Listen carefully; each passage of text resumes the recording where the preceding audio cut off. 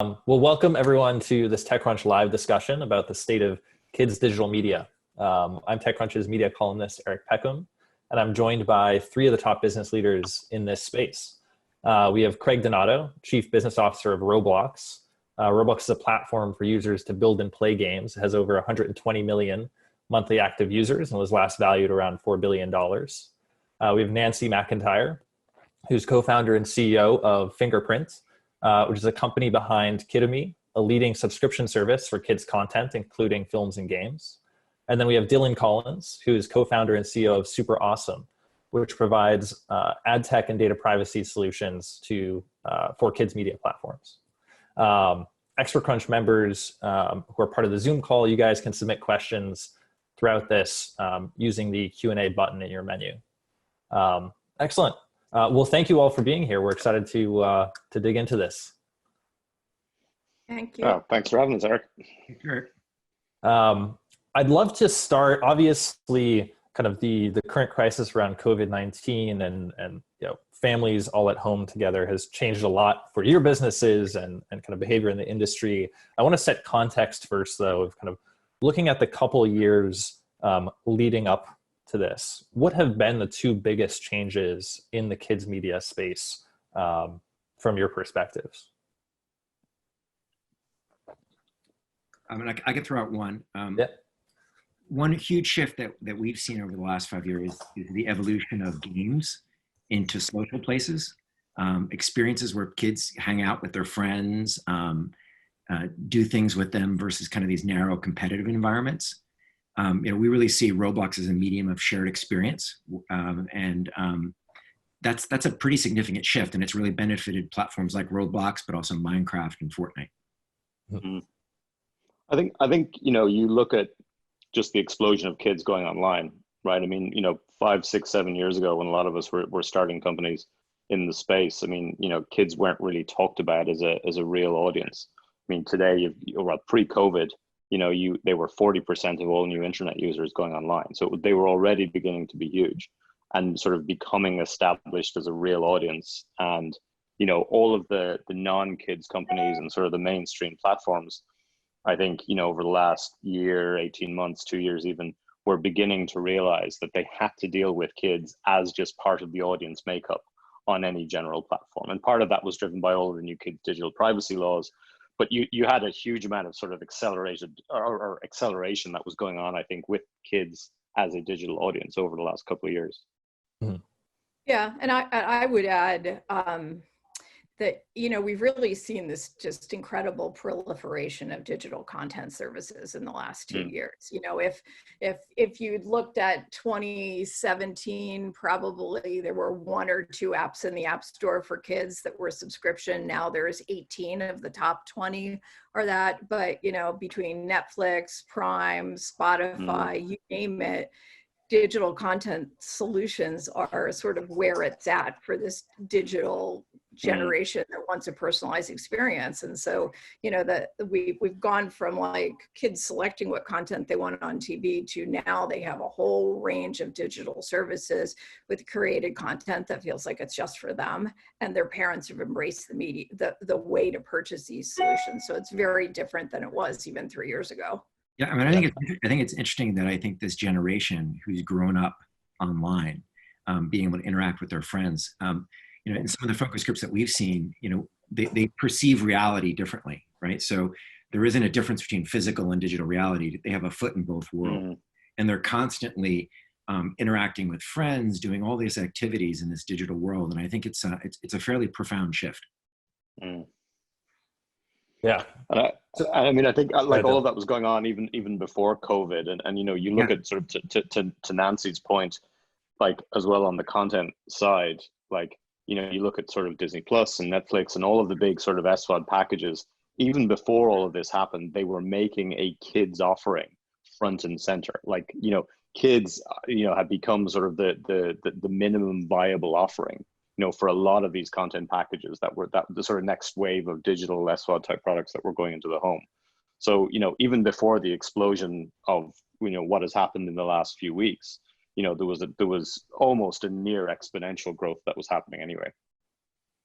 Yeah, exactly. So let's talk about that. I'm curious for each of you, the impact your business has seen from COVID-19 and kind of kids all around the world staying at home and spending a lot of that home time on screens. And I'm curious both in terms of what I expect is likely pretty meaningful surges in usage, but also any interesting behavior changes you've seen in terms of the type of content being consumed or engaged with, or the times of day that are peaks. Nancy, maybe you can start us off. Yeah, what's really interesting is before COVID, our prime time, if you will, was 4 to 6 p.m. Dinner's being made, kids are done their schoolwork, and so now they're ready to play. And so 40% of our usage was probably in that time window, and it was very much a peak towards dinner and then down. Today there is no peak. In fact, there's as many kids playing between 6 a.m. and 9 in the morning as there are between 9 at night and midnight. And the out of school factor is just massive, because parents are controlling screen time less. They are letting their kids play things that they feel comfortable with, and kids are playing them all day long. And they're also playing a different kind of content. So we have fun and learning, games, books, and video. So pre-COVID, over-index on learning, post-COVID, over-index on entertainment, and over-index on video. So it's exactly what you would expect to see, that there's this shift. And we've increased about 50% every month since December, as more kids are playing and they're watching more video, and they're on average opening the app more than 40 times a month, which is quite a lot. Dylan? Well, I guess we sort of see the world from more of an aggregated perspective. So our tech sits in thousands of kids' apps and digital experiences, powering community and safe advertising and parental consent. So, I would absolutely echo everything Nancy has said in terms of the general surge. We've sort of seen it, I suppose, country by country as sort of school lockdowns were happening, over the last sort of 3, 4, 5 weeks. So yeah, all of the traffic is up absolutely everywhere. There's no doubt about that.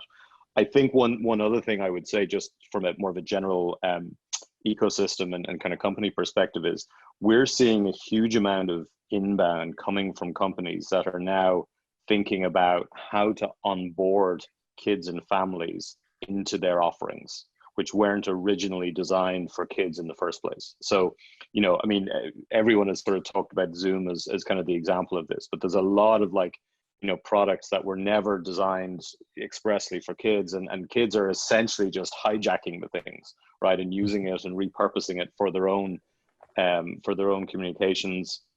In many cases, sort of as sort of a proxy for physically hanging out, which is sort of back to the trend that Craig was talking about in terms of just using environments just to be able to interact.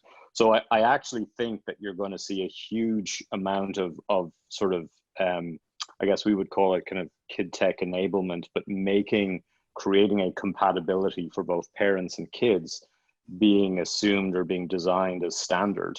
And it's just happening very, very quickly because of the sheer numbers. So I think that's going to be a trend that we will see stay over the next couple of months.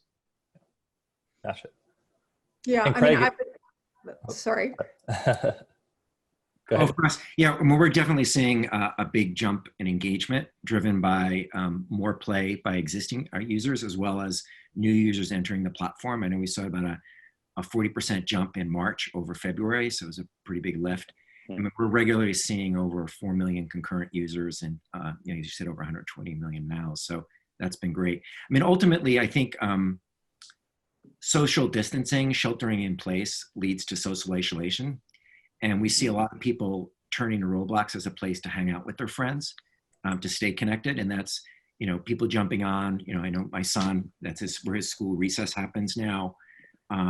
We've heard stories about people taking birthday parties and now bringing them into places like Roblox. So, a lot of the features that we see, we have a feature called VAP servers, where it's just a place where just you and your friends hang out. So we've seen a lot of uptake on that. And in fact, we we rolled out a specific game sort with just games that feature VIP servers like water parks and all these kind of interesting places that you can just go and hang out with your friends. So that's been, I think, a huge change in behavior.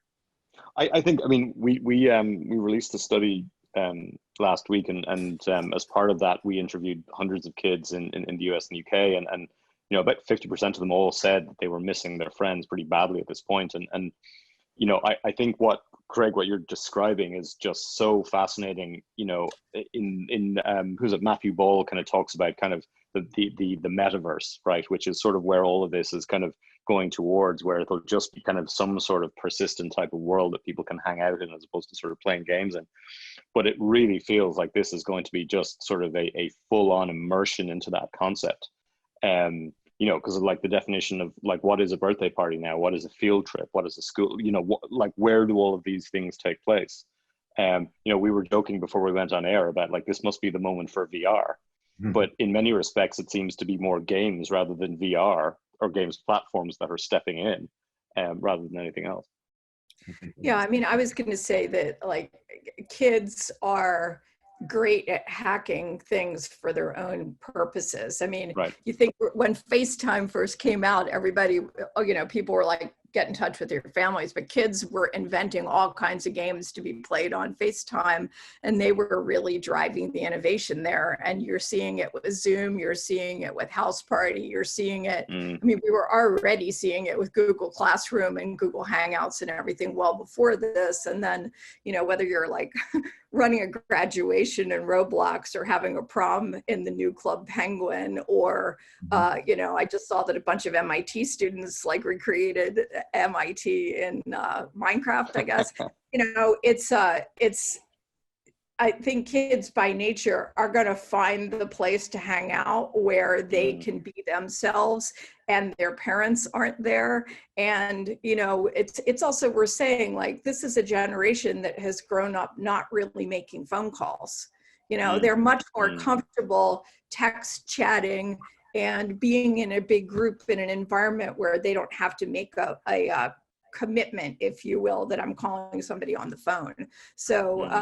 So games really provide just an incredible venue for that. And I completely agree with you that I think things will change, behavior will change, and it will probably create a whole new genre of types of experiences that are that were not either technically feasible or safe enough for children in the future. I mean, I find the whole house party thing super interesting. And I think we're going to see a next generation of that type of product targeted at children. What's fascinating to me is I think the kids are incredibly well versed with this stuff. Like, it's been amazing how quickly my kids are watching movies together with friends, having digital recesses, all these things.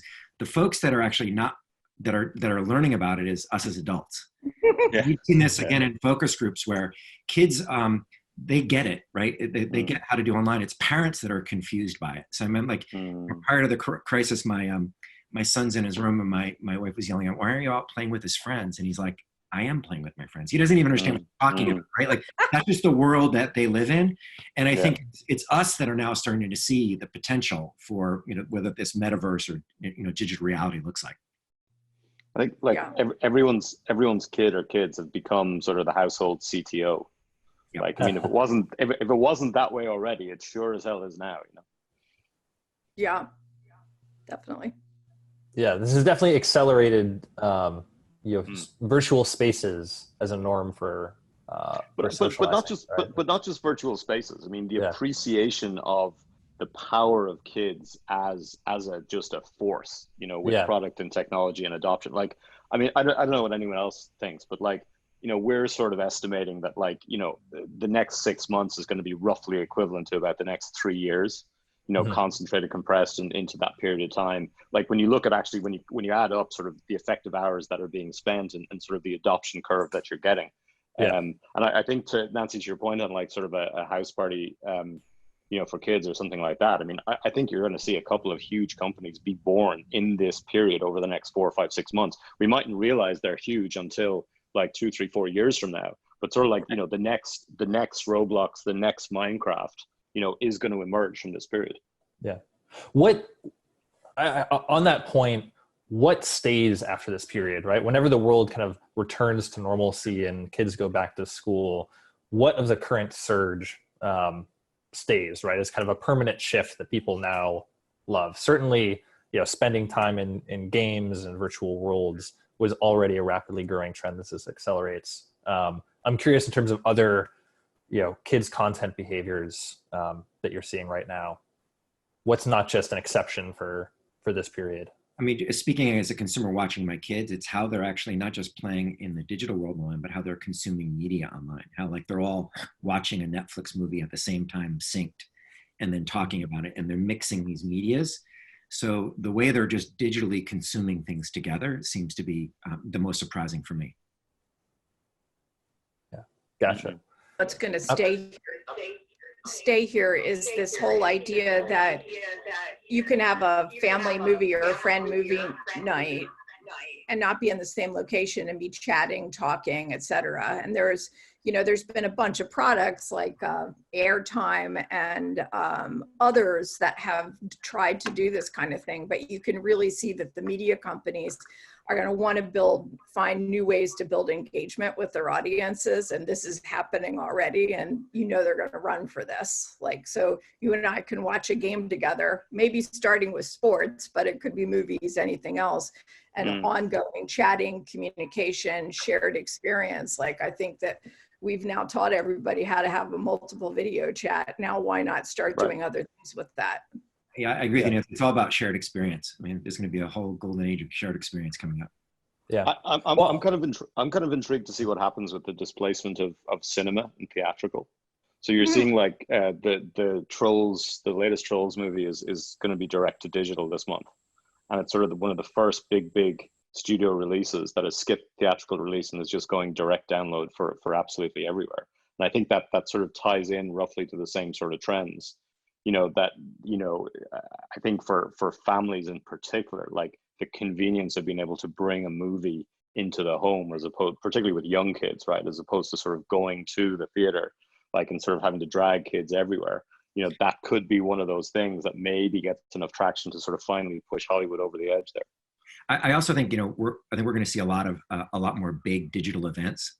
Last Saturday, or was it 2 Saturdays ago, we had our big award ceremony for all our creators, and we hosted it in an auditorium on Roblox, and we had close to 600,000 kids show up for that in Roblox that Saturday at noon. So I mean, just this idea of people coming together to share an experience, to share an event together, whether it be a concert or some sort of consumption of media. I think we're going to see a lot more of that in the coming months. Yeah, Dylan, you brought up. Oh, go ahead, Nancy. I was going to say, I agree with that. Like, I think that we're going to get to a place where there are pay-per-view events, just like you would see with boxing or whatever, where people are willing to pay $20, $50 to watch something or participate in something all together for the first time in a way that's very different than I just order a movie from, Comcast or something.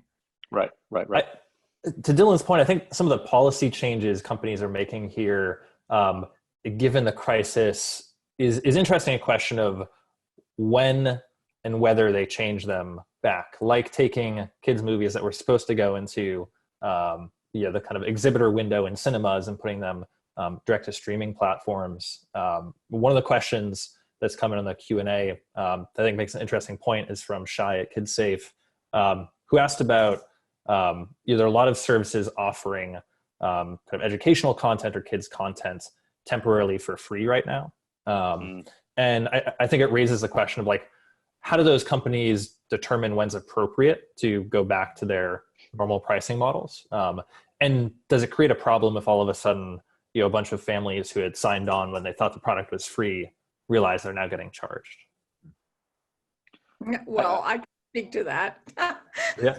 Because, we did it, and most of our partners did it from the very beginning. And I think the general consensus is that, we all picked a window that was for the stay-at-home time period, which in general terms is 2 to 3 months. And that's what you've seen across the board. And, I think that may get extended if kids are out of school for longer, kind of thing, but I think in general, everybody sees this, not to sound crass, but it's a public service, but it's a customer acquisition tool. Mhm. And I think everybody feels like it's worth giving the extended free period if we generate new users out of it. And, I think that's sort of the general consensus. And, if you're thinking about education products in general, everybody in the world suffers from how to get adoption, both in schools and at home. And so this actually helps with that. Yeah, I think from a monetization point of view, I mean, I think you're going to end up seeing, rather than like sort of a binary free paid, I think you're definitely going to see a lot more passive revenue monetization models get plugged into some of these, like, kid safe advertising and things like that, which is now a big enough sector where that can actually be a meaningful revenue stream for some of these particular services. And and it's safe, and all of the privacy requirements are built in.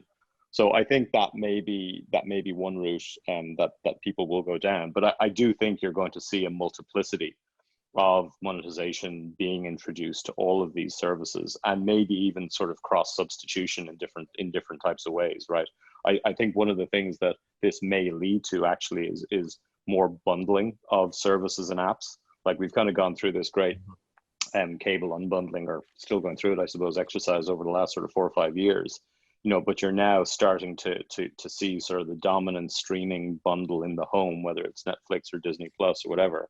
And I think the opportunity to start sort of adding on to that, it would seem pretty timely, particularly with a lot of the educational services, to think about sort of plugging some of those in as well. So I think there's a lot of optionality on the table. Dylan, do you see that happening as kind of marketing partnerships between those large platforms and different children's media companies, or acquisitions and kind of a roll up in the space?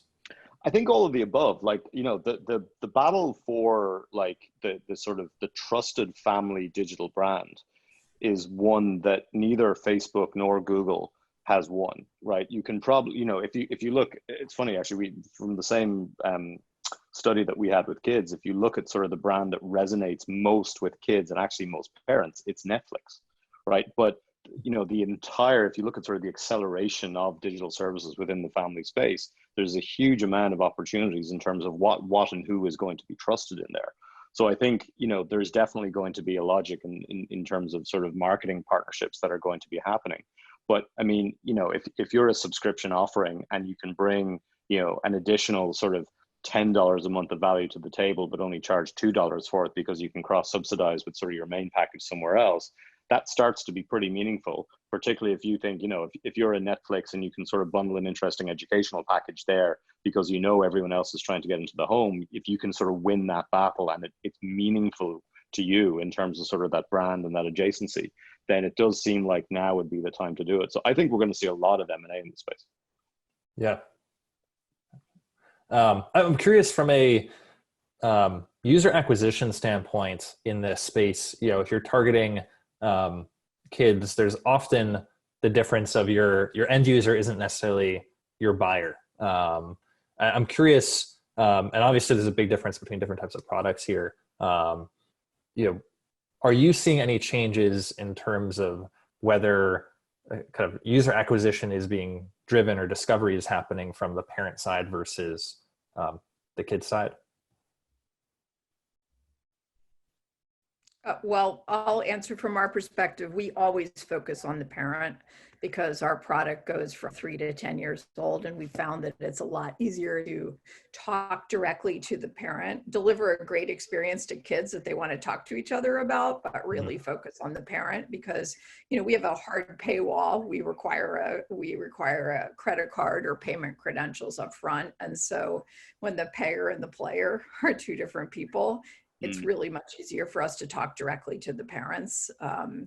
But we rely on our product to sell itself to kids, but to get acquisition, we really focus on the parent. Yeah, we're probably on the opposite end of the spectrum. We typically do much user acquisition. It's done word of mouth by kids, inviting other kids to play with them on the platform.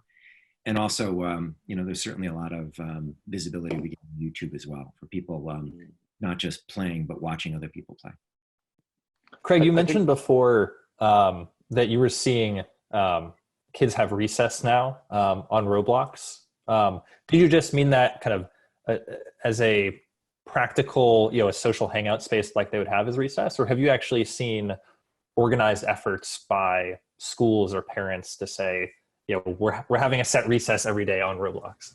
I've seen, I've seen as in across the hall from you, my son's room, where when he's doing online classes. So when lunch happens, when lunch breaks happens, they all go online together into a place like Roblox. I know, I also know of the kids doing it on Minecraft and other places, but they're all congregating together to have their social time together in the digital world.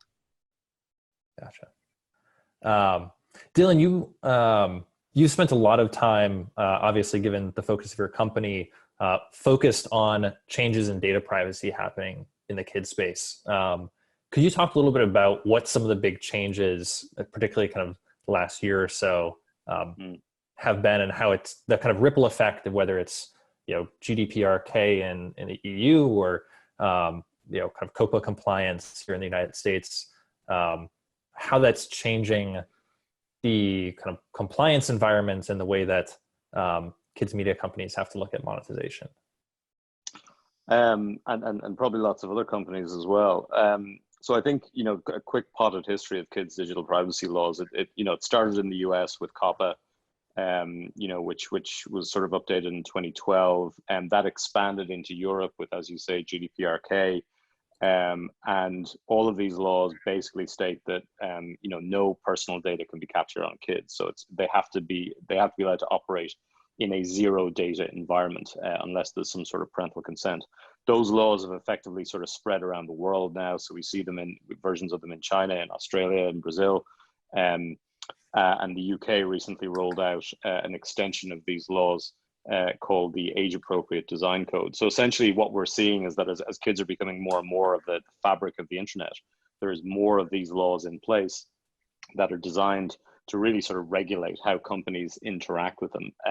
I suppose probably one of the milestones of all this was YouTube's COPPA fine last year. So the FTC fined them $170 million for capturing personal data on kids on YouTube. And that was kind of the moment where, the whole world went, okay, right, this is now being taken, very seriously by mainstream platforms, who, even though they weren't designed for kids, they have kids that are clearly accessing them. And I think that's sort of the key trend to watch in all of this, particularly as all of these laws are not only starting to move from digital privacy into user interface, but they're also expanding the age. So COPPA in the US, defines a child as under 13, GDPR-K goes up to 16, and the UK is doing the same sort of thing. So I would say it's not just kids media companies or kids digital service providers that have to be mindful of this, but any product, the way the laws are now being framed, any product that can be used by a child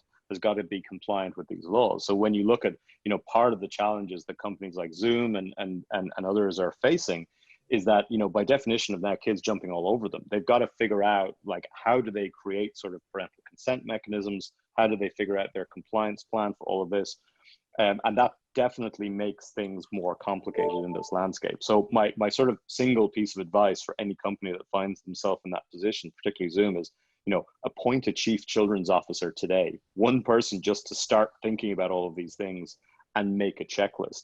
Because I think what we're probably going to see emerge out of all of this is children's digital privacies start to merge into something like family digital privacy laws, where we sort of see an expansion of protection from kids into, communication between kids and parents and kids and grandparents and things like that. Mm-hmm. I'm curious, to what extent are any of you seeing kind of either voluntarily by companies themselves or maybe in different place through regulation, a focus on limiting screen time of kids? I think it's been interesting seeing like Apple and other companies implement this kind of default in phones, showing consumers their screen time in different ways to be more conscious of it. Obviously in China, there was a big change in the last year or so of the government limiting children to only 90 minutes a day of playing video games and not after 10 p.m. And so I'm curious what you're seeing in the market. Are there restrictions or more consciousness about limiting screen time by kids? Yeah, I'll start. You know, for I don't know, over 6 years, we've been delivering versions of our platforms that have complete and total parent controls that allow the parent to determine how many hours a day can the child play, can they play games, books, and video, to actually control the experience. And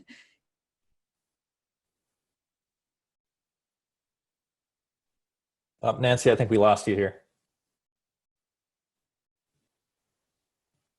I mean, I can jump in. You know, I do think we are saying that. I think it's tricky because I think it's not is a different story, but it's definitely a purchase driver for device companies, for mobiles, for all kinds of mobile services. And, you know, parents claim to want to know what their kids are doing, and so we give them the tools to be able to do it. And so it's necessary, but the jury's still out about how well used they are. I mean, I think for us, I think it makes the most sense more at a platform level or at a device level, because otherwise they're just hopping from experience to experience within those controls. Yeah. So I think it's kind of happens at a different element of the stack. But I do think it's a good conversation to have, because as digital experiences become more and more immersive, more and more engaging, more and more attractive, you know, part of growing up and being a parent is teaching a kid how to build a muscle, right, on how much time they spend online and offline. And that's just something that they're all having to learn. And I think, you know, what's tricky as parents is, you know, we didn't grow up in this world, right? So we're addicted to our screens and we haven't really built those muscles. So I think, you know, a lot of what we're trying to do in terms of some of our parents' education stuff is to try to really just bring light to some of these issues. Like, this is part of what we need to teach kids, right? How to responsibly be on screen and off screen. And it's tricky because in this world that they're growing up on, not being on the screen isn't really an option, right? Like, that's part of the reality, is that they need to be connecting friends, but it's all about making it not obsessive, not overly consuming, right? So it's a very tricky line to walk. Do you think the current environment with so many kids at home is likely to change the perspective many parents have on kind of how much screen time is appropriate, or a more nuanced view of kind of bad screen time, so to speak, versus healthy screen time, or you know, social interaction screen time? Yeah, it's tricky. I hope so. We'll see. I know, like, one of the things that we ended up doing at home was, for example, putting on platforms that gated the amount of time my son can play, so hard limits, but then we removed them and we tracked them. And then if he went over the line, we put the limits back on, but we were trying to teach him how to regulate himself. Mm-hmm. Right? I think that's more the model we need to go to. So I think there's a role for them. I don't know if they need to be government, but I mean, as parents, we need to teach kids how to be able to self-regulate on this stuff. So I think it's a more nuanced conversation in terms of what's the right infrastructure to put in place and how parents can use it. Yeah, and I would add, I completely agree with that, and I would add that all screen time is not created equal. And if you think about how kids use screens, there's three main functions: social, entertainment, and education. And prior to COVID, you know, the general consensus among parents is that a tablet was primarily for the first two, social and gaming, because adoption of tablets in schools is still like fairly low. So education is more like consumer education applications as opposed to things you have to do in school. That's all flipped on its head now that, you know, hundreds of millions of kids are home. And so, you know, I do think that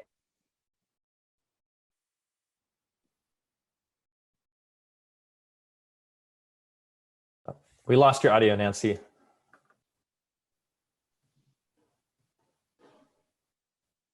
Just when she was getting to the very best bit. I know. You know. Oh, there you go. We missed the last part of what you said, Nancy. Your audio cut out. Oh, sorry about that. What I was saying is that kids' attitudes might actually change about devices now that they are using it for productivity and education as opposed to strictly entertainment and social. And they begin to feel that it's a tool rather than an entertainment device. And so you know, you see that the usage of family TV is like way up as well. And so I don't think we know, but what we do know is the parents are going to lessen up their thought process around screen time because they have to. And I think, yeah. Sorry, I was going to say, the interesting thing that we've seen where if parents perceive it's all bad and something that needs to always be limited, what that does is the kids, this is where they have their social interaction, right? It's a must-have for them. So it drives them underground, right? In terms of what happens, which isn't really a positive interaction in general. So how do we actually have people talking about how it's used, what it's used for? I think I think this will help with all that. But this is also why we need to see way more investment in, you know, kid tech infrastructure by all the major tech companies and the operating systems and everything else, because there's still sort of a deficit of good tools and sort of shared platforms that can be used to enable all of this. I mean, it's not a substitute for parenting or anything like it, but there's, I mean, it's still a tiny fraction of R&D that gets deployed every year. Fair enough. Excellent. Well, Nancy, Craig, Dylan, we're hitting our time limit here. But thank you all for taking the time to chat. And thanks to everyone who tuned in. We'll have a recording of the video out so you all can share it with others as well. Thanks, Eric. Cool. Thanks, Eric. Great. Excellent. Thank you, everyone. Thanks, See you guys. Stay safe. Bye.